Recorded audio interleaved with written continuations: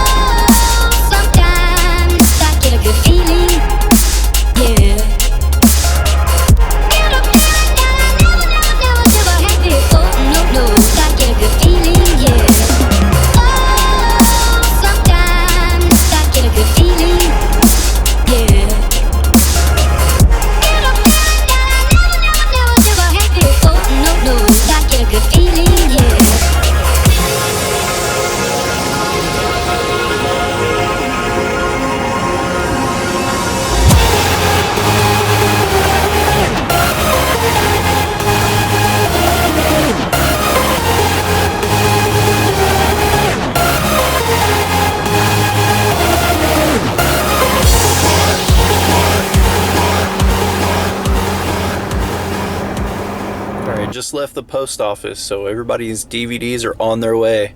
First stop of the day. Next one is going to be to the archery range, to my bow shop. So a little bit of a drive, a little over, well, maybe a little bit less than an hour now after getting to the post office, but it is a little bit of a drive. So I've got Easton podcasts to keep me busy. I've got a few of these left that I haven't listened to yet, so I can go through some of those. And I've got some good information on this one. Actually, I'm going to play it here, let it run through the video. I'm going to finish up my my navigation settings and everything to get all that dialed in. Hopefully this works out again this year. It's been super simple for me to go from 23s to 27s and just drop the rest a touch. I haven't had to do anything else. That might be a factor of my draw length working well with the stiff spine 27. I don't know. A lot of guys say they have to tune them. I have not noticed that. Can you move the D loop up or down a little bit and get that to tune a little differently, or? I always leave the D loop in the same spot, because that way you're not messing with your peep location, I guess. Peep location, the actual location that I'm pulling the string, that can have a lot to do with how the bow holds for me. So indoors to outdoors, the D loop never moves. It's always in the same. Thought that'd be some good information to put on there. I know there's some debate back and forth on what to do with that, but Steve Anderson on the Easton podcast kind of has the same ideas as I do on all that. So got everything ready. Time to set that in. That was going to be my destination.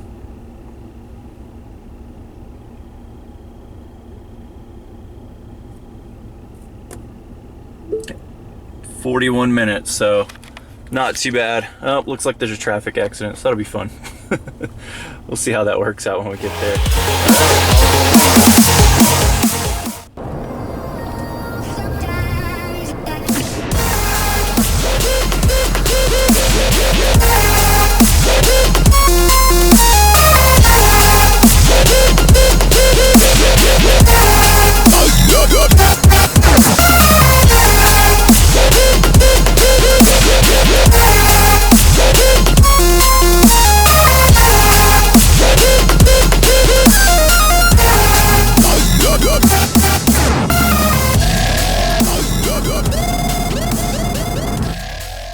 Alright, so as you can see, I got it picked up now.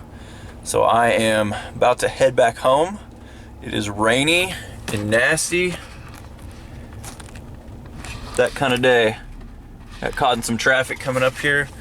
probably get caught in some more going back. I think I'm gonna maybe try to avoid some of that, take a toll road, pay my dues, but maybe get home in half the time. Hopefully. It took about twice as long as it should to get here just because of traffic and some construction, just stuff going on. But got a bow, be on my way home, get it set up, and test everything out, see how it goes from there.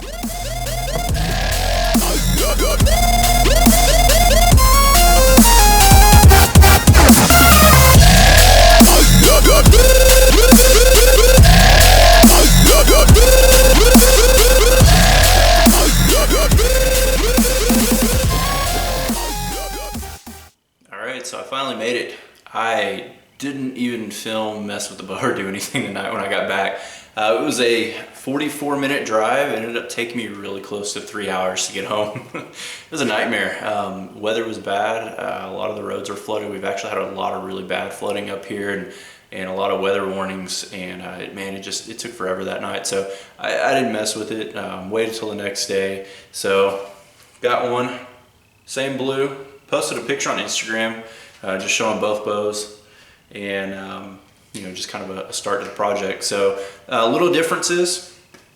Old bow, 60-pound max, number 3 cam, 28-inch straw length, the A mod going on it. New bow here is 50-pound max, number 2 cam, C mod, 27.5-inch. So I've got a couple different ideas with this. I'm going to initially, what I'm going to do is leave the limbs maxed out, start adjusting the cables and putting some twists in those. Probably have to put some twist in the bus cable to get cam timing correct.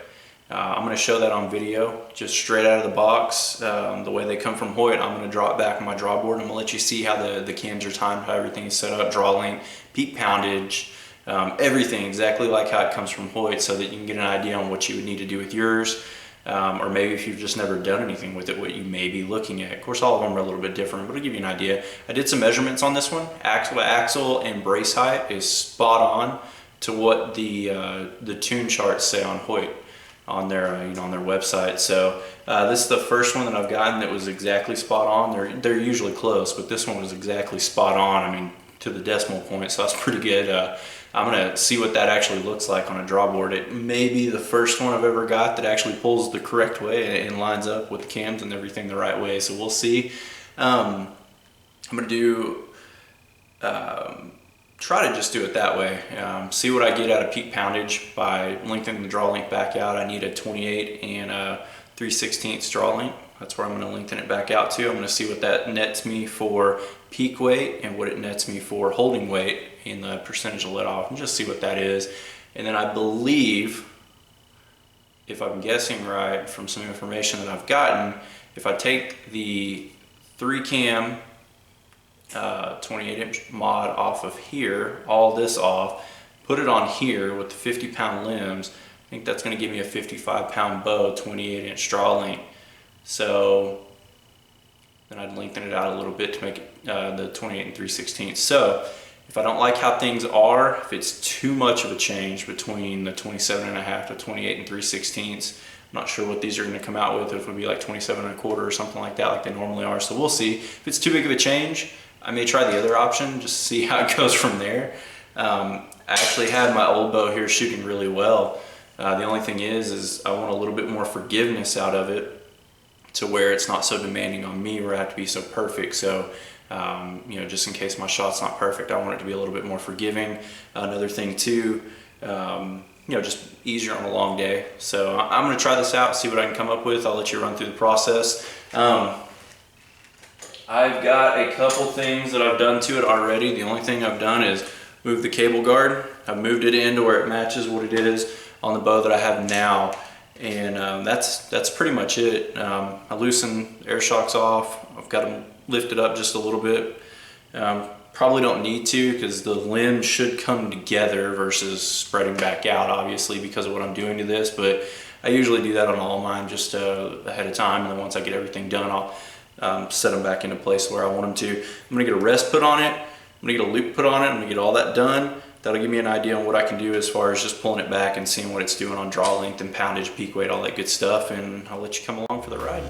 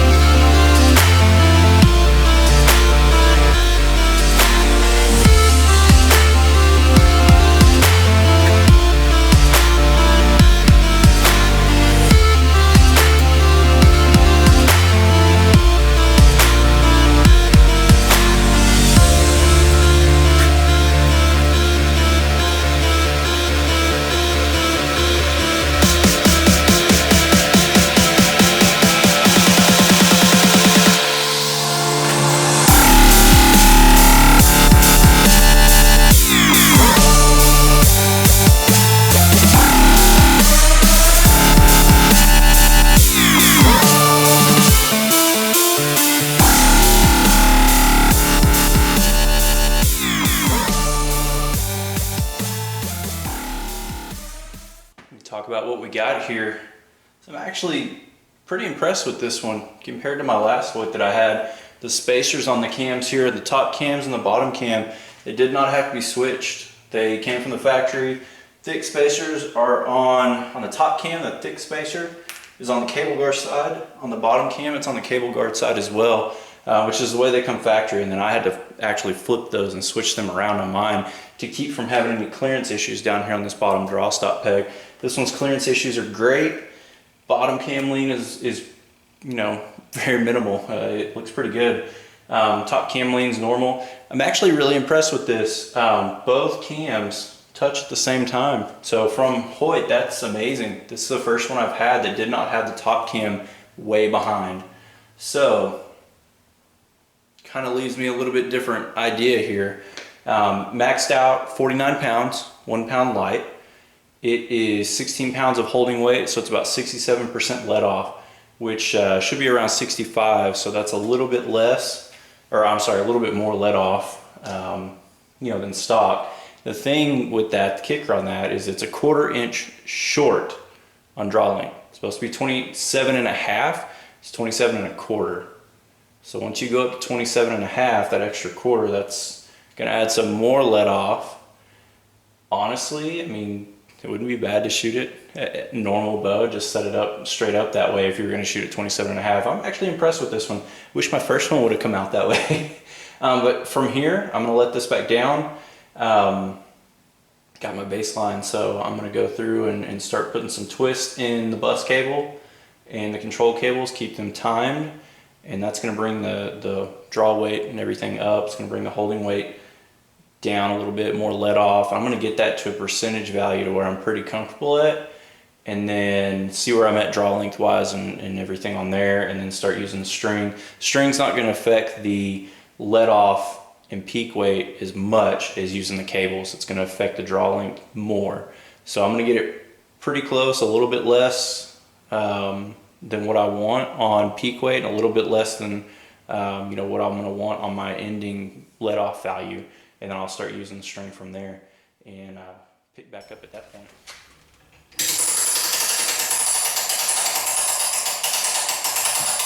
So I finally got it.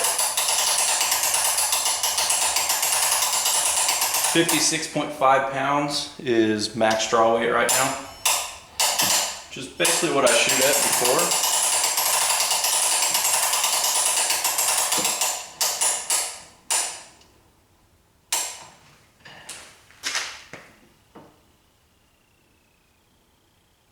Just touching there at 17.5. So that's on holding weight. If we do a quick calculation, I'm going to do 56.5 and 17.5. I'm going to subtract that, divide it again by 56.5. So it's 0.69. So it's 69% let off right now. So it's quite a considerable difference from what it was before. I've got the draw length set exactly where I need it, where it's 28 and 3/16. So I'm gonna line everything back up again for arrow to be the right level and the right height and everything. It should be a little bit knock low now. and I'm gonna get the right length D-loop on there. I put a little bitty short one on there with some extra material I had just to have something on it. I'm gonna put the right length D-loop on it that I am running right now, which is actually 3/4 of an inch. It's giving me a little bit more leverage over it so I can have more of an aggressive shot. It's just a little bit smoother for me. The 2-finger release, I stretched my hand out a little bit further, so I didn't need that extra length like I did with the other releases. So that's gonna be my next step. I don't think I can shoot it. I might could. I don't think I really want to put that, that into it. It's got maybe 1 to 5 twists. I didn't look for sure left in the string before it would completely have no twist in it at all. So I'm kind of afraid to shoot it with it like that. But I do want to get my stabilizers on there, get my sight on there so it's weighted the right way, D-loop in the right place. I'm going to draw it back and just hold it on target, see how it floats, see how it feels, to me as far as, executing the way that I would pull on a shot, just not letting the shot break, and just make sure everything looks good and see how it runs from there. So I wanted to go through and correct myself. It was actually knock high. It moved. The way I set it up originally, I had the bubble on my tool here in the middle, and it moved about 1/8 of a bubble over the line that's set up. So these have the little lines here on them. So it moved about 1/8 of a bubble, about that much over. So a little bit knock high. I'm gonna, of course, cut the loop off, tie a new one on there. I'm gonna set it at 90 degrees with the arrow fully resting on the blade. That's pretty much how I always set it up. I don't pull the arrow up, do any of the movements or anything like that. Sometimes on my indoor arrows I will when I have a really heavy point, but with my outdoor arrows, it's a 120 grain point. It's still kind of heavy. They're long, but it doesn't weight the blade down too bad, and I find that I'm pretty much spot on there, if not having to still move the rest down a little bit. So I don't take a little bit of the weight off, because if I do, I'm just gonna have to move my rest down even more. So this is what I found through trial and error that works best for me.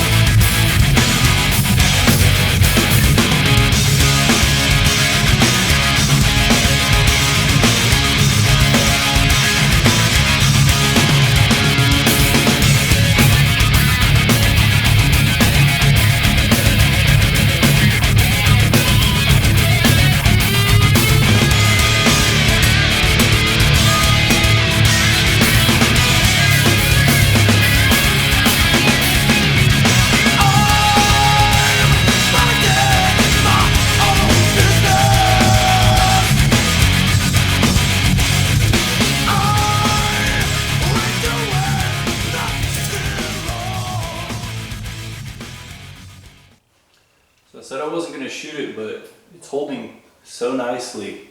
I gotta at least put one through paper, just see what it's gonna do. So this is with putting the rest in the middle of the riser. So I have a little paper tool that I use to show me where to put it. So I put it in the middle of the riser. The yokes, I haven't touched at all. They're exactly like they were the way they left Hoyt, which is the arrow crossing over the D-loop, just a little bit, not too much. And of course all the little specialties that I've done to it as far as changing the let off and draw length and all that fun stuff. So we'll see how it does. This is with a janky little loop too that's got too big of a gap between the knocks, so we'll see if it does anything high and low.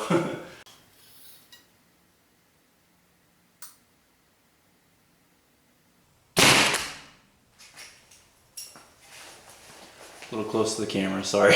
Let's take a look at it, see what we got.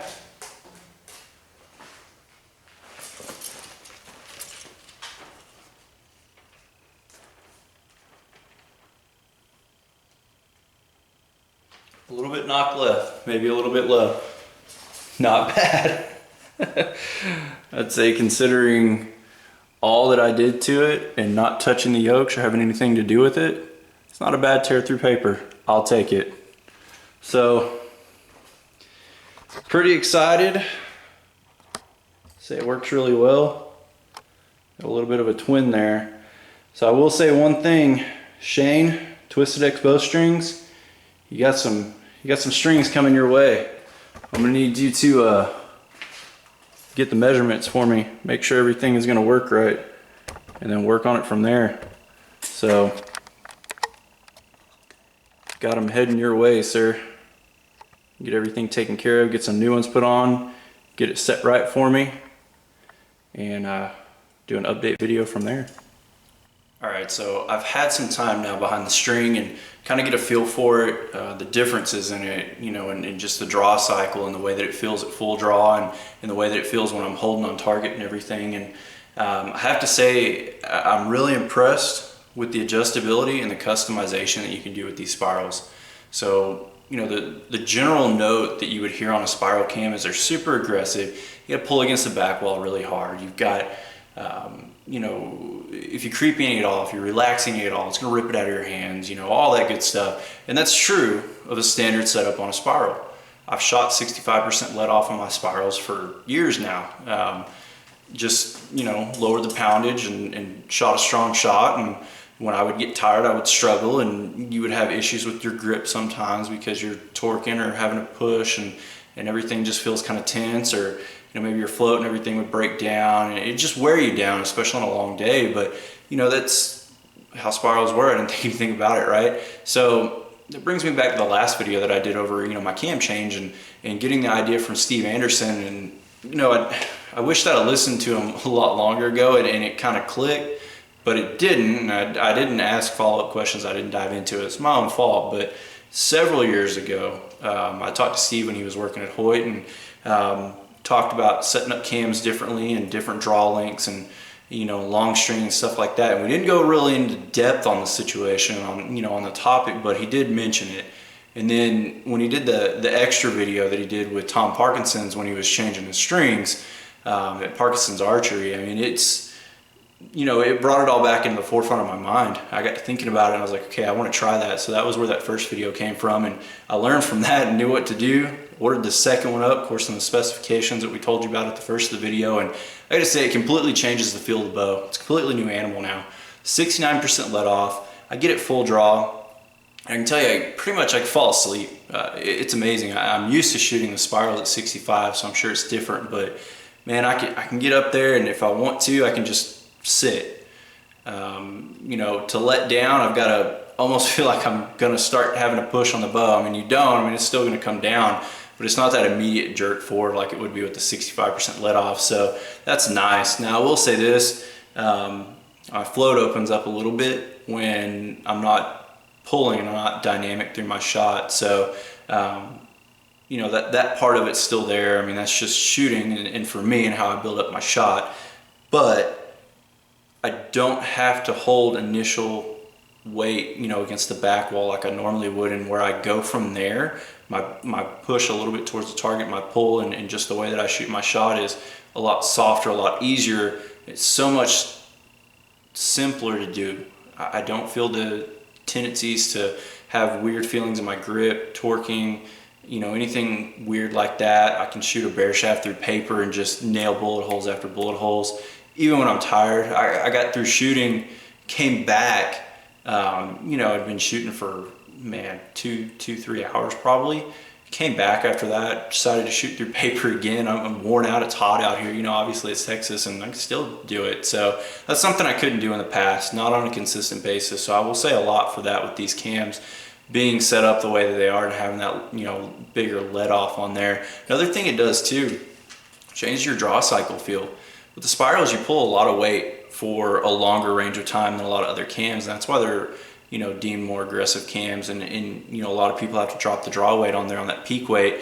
Normally on a 65% let off cam, you're going to be pulling a lot of that weight and that peak weight from about half to 3/4 of your draw. So back when you're here, and it stresses your shoulders and it's harder for you to do, and you know, it's just it's more taxing to draw back. But the way the cams are set up right now and the way they're rotated with the 69% let off that I'm running, you're pulling more of that weight early on. So I've got more leverage over the bow as I'm pulling in this direction before I get back. So it's a lot easier, it's a lot smoother and simpler to draw the bow with the way that it's set up right now. So I'm really happy about that as well. That's another plus side to it.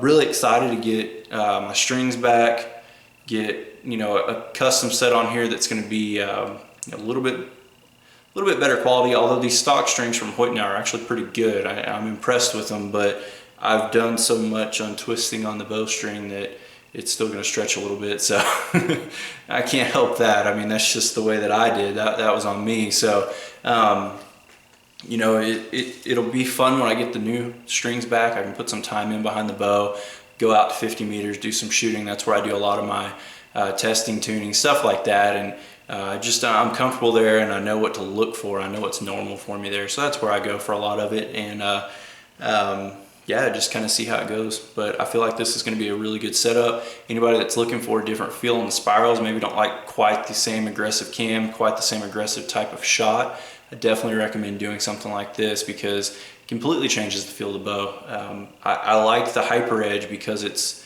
was more forgiving. It was easier to shoot as far as drawing and holding because of the higher let off and the way that the cams were built.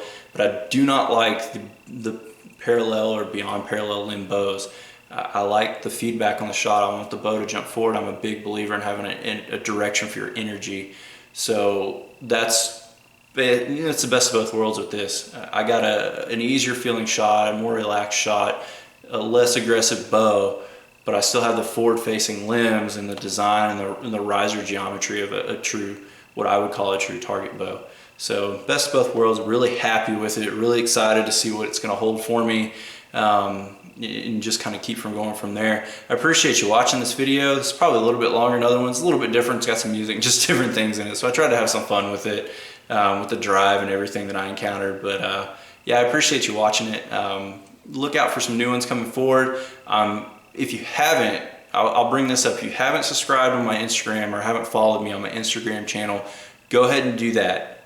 It's RC Archery, so it's the same as all the rest of them. Look for me on there. About mid-month on June, I'm going to have a coupon code that's going to come out for some Carter releases. So if you're looking for a little bit of discount on some Carter releases, that's going to be your time. So that coupon code is going to be on there. You'll be able to see it and be able to use that on my website. So appreciate you watching. Appreciate the support that you give for all my videos, for all my channels, my website, DVDs, all that stuff. You know, and we got some more stuff coming. Got another DVD or two coming out, maybe some tuning, and then also a really good in-depth view of my shot process, aiming, execution, and really just a way to help you shorten your groups, you know, and tighten those up. So keep an eye out for it all, and I will see you soon.